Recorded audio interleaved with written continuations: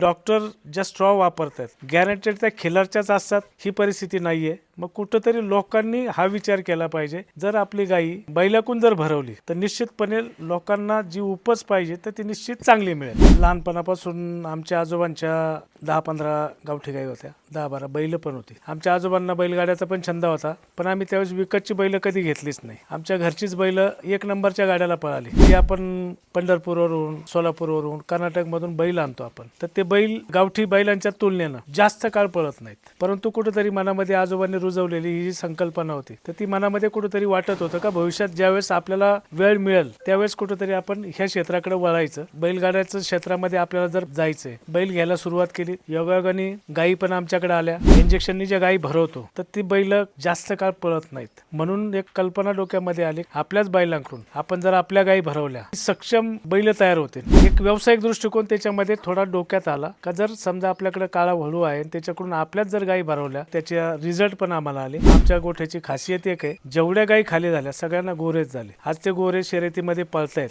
गायीपासून उपज निर्माण करण्याची भावना दृढ झाली पाहिजे, ह्या दृष्टिकोनातून आम्ही तो विचार करतोय। लहानपणापासून बैलामध्ये वाढलोय, खेळलोय, जिव्हाळ्याचं नातं झाले। या फील्ड मधली आठवण म्हणजे हा बैल आणला, गाय त्याच्यापासून भरवायला, त्याला आपण सोडला गायीवरती, सक्षमच नाही ठरला गाय लावायला। तर मग आम्ही एकदा ट्राय केला, दोनदा ट्राय केला, तर मग याला आपण काय केलं, हा आपला काळा बैल होता, त्याला आपण काळ्या बैलाकडून दाखवलं, तो असा हळूहळू हळूहळू करून शिकला गायी भरायला। आता तो गायी भरण्यासाठी सक्षम आहे। त्यांनी 50 ते 60 गाया पूर्णपणे भरवल्या। नैसर्गिक रत्नाचं महत्व लोकांना समजून सांगायचंय। नैसर्गिक रत्नापासून होणारे बैल हे असे वरती गेले पाहिजे, या फील्डला मला अजून वरच्या उंचीला न्यायचंय।